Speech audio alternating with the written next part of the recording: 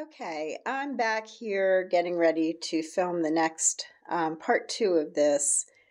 And I'm going to narrate a bit of my thinking and process here because quite honestly, I'm not really pleased with how this turned out. I've been wanting to experiment lately with putting salt into watercolor.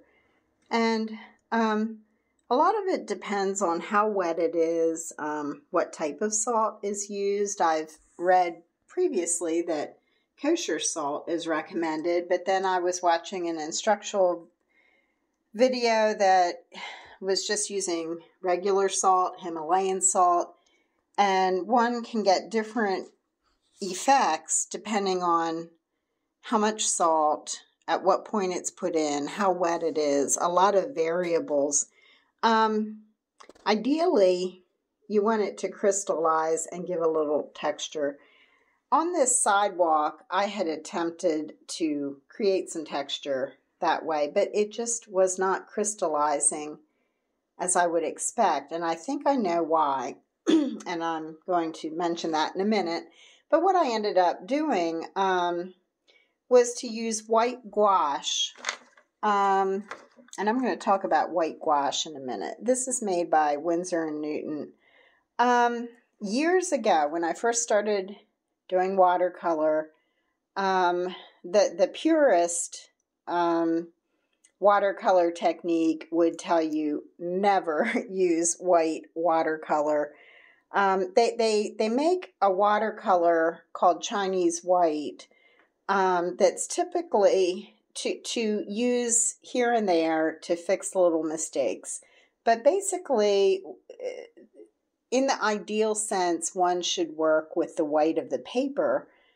That it does take more time, and one can't always achieve the dramatic effects that I've learned to achieve in more recent years by using not only initially, I started to use Chinese white watercolor, especially, I remember the first time I did it, I was painting a bride with a veil, and I found that glazing with white watercolor produced a tremendous effect that I don't know that I could have. I was also working with the white of the paper, but that alone, I needed to bring back some really dark whites. But then I soon learned that escalating a little bit more to gouache is an opaque watercolor. Gouache is a medium in itself. It's technically a water paint. But when we think of watercolor, we don't typically immediately include gouache. But I've been exploring gouache a little bit more in, I guess it's more of a mixed media, and I found that Winsor & Newton Designer's white gouache is even more opaque than the traditional little tube of Chinese white that people can get in sets. Who knows why they call it Chinese white? I'm not sure about that, but I like Winsor & Newton paints. The professional quality is the premium pigment. And as you see, they can, tubes of these small tubes go pretty far, but, to get a good watercolor, you need a pigment that's pure. Cheaper grade student sets, or especially the kind of watercolors one might buy for children that's very cheap, you just won't get the same effects. They're full of fillers rather than pure pigment, and they're cheap, but they don't give the transparency that you really need with a good premium watercolor. Plus, they aren't as fade resistant.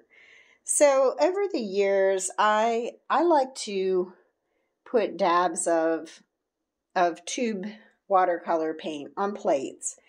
And initially, I had years ago, in a paint marker. I tried to label my plates when I first bought a bunch of plates at the dollar store. And eventually I just abandoned trying to make sense of anything. I kind of mix and match. And, you know, when watercolor dries, you can re-wet it, especially for things that are more like little spot illustrations like this. I can make paint go a long way by re-wetting. But often if you're going to do like grass, sky, or something that needs fresh pigment and soft, like you're not just wetting and re-wetting, trying to, you know, stir up the, you know, the watercolor on here. I mean, something like that, it's getting a little muddy, you know, to really do a nice transparent glaze. So what I tend to do is, and I've gotten very impure in my mixing because I have been cheating with big tubes of gouache and colors. I find that, you know, you can fix mistakes, or you can, I don't know, you can just get different effects. But I don't know if I've been influenced in more recent years since I've started working with acrylic on canvas. I never used to like what I would call thick paint. I always preferred transparent watercolor. I don't know if it's my patience as I get older that I want to, I don't know, to be a watercolor purist, which when I first started, I would say I was much more a purist. It does take a little bit more time. I wonder if it's my eyesight. I find that as I get older, I tend to work darker with color. And sometimes that really bothers me because I feel like if it had been even 10 years ago, 15, 20, I might have approached this a little bit differently. Who knows? But yeah, my plates are getting kind of messy. And sometimes when I'm in a hurry, I've put gouache on the same plate as Winsor & Newton watercolor, which I can kind of tell by my own eye, like the opacity and what pigment it is. And I was doing some other illustration that gouache was really helpful. But, you know, eventually I do take these under the sink and run water and take a brush and kind of get some of the muddiness off. Sometimes I clean the whole plate depending on what remains. But, you know, say I have a big blob of pigment that really could go pretty far. You know, I'll carefully kind of rinse any impure color off with the brush lightly, but I'll leave this and let it dry and then, you know, keep working from it. I actually think one of the things that's frustrating me a bit is my sky blue. I've always liked phthalo blue for sky rather than cobalt. Well, not cobalt blue. People don't really use on sky. Cerulean is, as you see, cerulean is often, I just knocked something over. Cerulean is often used for sky work, but I've loved the intensity of a phthalo blue. Now, Winsor & Newton makes, they call it, what do they call it? Winsor, no, I think they do call it phthalo blue, but it comes in green shade or red shade. And for some reason, it's the blue, the Winsor & Newton phthalo blue green shade is what works for a sky. I do have phthalo blue Winsor & Newton in red shade that somewhere I picked it up along the way. I don't know. It's got just a little bit of a tinge of color that does not work for a sky. So I don't know why Hobby Lobby does not carry Winsor & Newton phthalo blue in green shade. They only carry the red shade. That's probably how I acquired it at one point. So I ordered, where is it? Well, no, I didn't. I'm trying to remember here.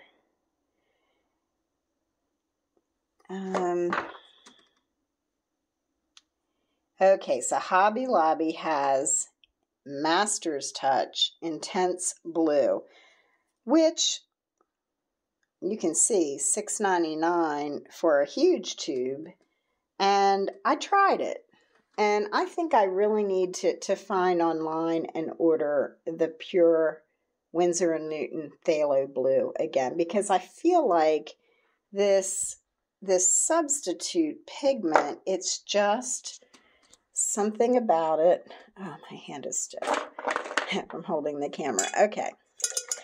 Yeah, as you age, arthritis can affect things too. So if I stir this up, you know, you can get a sense of it. It is a very bright color, but I look at other paintings I've done before. I don't know. So my point is, I have been using the white gouache quite a bit, and I don't know why, but sometimes, again, it may be something with the pigment I'm using. Sometimes I can really bring out clouds with white gouache, and other times, as it looks so good when it's wet, but as it dries, I don't see the difference that I want to see. And that I find frustrating. But okay, so here we have, here's the house that I'm doing. And then here's a separate photo of rhododendrons when they were in bloom. So there's a pigment called, I love this name, it's called Opera. It's a hot pink watercolor. I don't know where my tube of it is. Ah, here it is. I do need to get some more. It is, I don't think it's a Winsor & Newton paint. I think it's by Holbein. Yes, it's a Holbein. So it is the brightest magenta watercolor I've ever seen available. And I kind of love it. But, you know, this, I mean, as you can see, the dogwood is definitely a paler pink. So I kind of started a little bit gentler, more lower key with the pink. For the azaleas, I guess typically with watercolor, you want to work from light to dark, whereas with acrylic paint, you work from dark to light, and oils, dark from light. That's where I think I've been either influenced for the good or corrupted slightly by using acrylic paint, because I tend to, sometimes with watercolor now, not be afraid to start out with some darker tones here and there, or moderately dark tones. And I think that's what I did with this for some reason. Because in my mind I think, well, I can go back with the white gouache and I can let things lay on top of it. And sometimes the white over top of a dark watercolor makes some very nice effects when it dries. But here, what I think I'm discovering is that salt will not crystallize properly when white gouache is used. It just won't. And so I've kind of, you know, didn't get much of anything from that last thing that I did. So what am I going to do? I have put some cadmium yellow out. Where's my tube here? It's here somewhere. Maybe that's it. Cadmium is much more of an opaque watercolor than, say, Winsor yellow. I use a lot of Winsor yellow when I want it to be very transparent. I printed this from a color theory book that I had years ago and did some of the little test things just to remind myself. I don't always refer to it, but there are groups of high intensity opaques, low intensity opaque watercolors, low intensity transparent. Basically, high intensity opaques, cadmium yellow is there. So it's a very bright yellow, but it's like, it's opaque. New Gamboge. I used to use a lot of that. It's got a little bit of an orangey yellow. Windsor yellow, I think took over from my preference years ago to New Gamboge. Windsor yellow is very transparent. And anyway, some of these colors, there's also the staining factor, like right up there is indigo. Indigo is a very deep blue, but it will stain the paper. You can't lift it well. You can't really, once you use indigo, it's hard to put anything else over it in terms of like a color glaze because of some of its properties. That's what I remember a lot about that. I do use indigo sometimes. Payne's gray is a more transparent, bluish. You know, I use that a lot instead of black. I try to avoid black whenever possible, except for things that are truly black, like wrought iron railings or something like that. Okay, so back to this. What am I going to do here? I've got some cadmium yellow. I've still got the white gouache. I put a little sap green, and I have some more fresh violet. Violet can really be used to get some darks. So what I feel I need to do, and I'm just going to start a little bit of this. Let me think here. What kind of brush do I want to take? I'd say something about like this. It's a number 2 round. I want to start getting the leaves into that. That might make a difference here in what's going on, because of the darkness of the bright pink, hot pink, the pink called opera. I think so. If I wet up this sap green, it's really not gonna give much coverage. I feel like if I put just a little white gouache in with it, it's going to give it kind of a more opacity to maybe start covering some areas, but I don't want it really to be that color.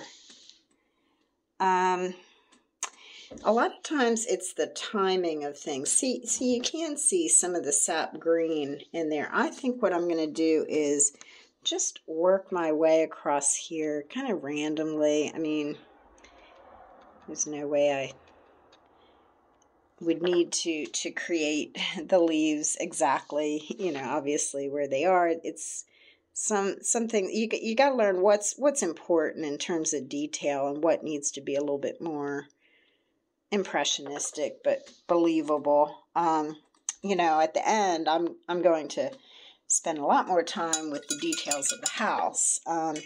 Often with both house portraits and pet portraits, people portraits, I spend a lot of time doing the background before the main subject. And again, a lot of people would say, you know, if they don't, you know, do art in the same way, logically you would think, well, if it's a portrait of the house, why don't you do the house first and then put the background in? But you know, first of all, it's setting, context, and the background elements and the foreground can set the stage for the color tone, and the sense of value, the light and dark. Like everything is like kind of relative to something else. So I wouldn't want to like totally ignore the house.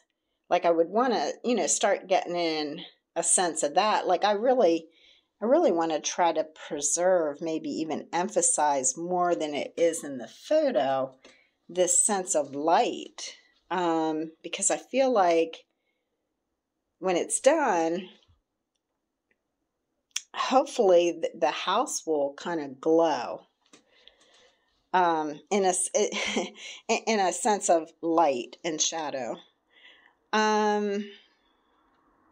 Sorry, I'm trying to paint and talk at the same time and articulate what I'm going to try to go back here with some more of the green. Let me wet that and try to dip in.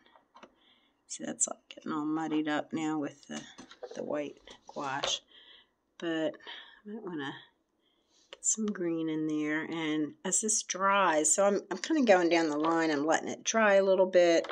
And then I'm, you know, with watercolor, you got to work fast. Once you decide what you're doing, at some point, I'll probably come back in with some purple and see how that mingles to create some depth in the leaves. And this cadmium yellow will have its part in this too. Anyway, yeah, you have to kind of work on something as a whole, and I can't overstate how important to me the background is in any painting. It just needs to all work together somehow. And, you know, it is kind of a dance back and forth, you know, like how much of the foreground, how much of the background, how much of the main subject do you approach at one time?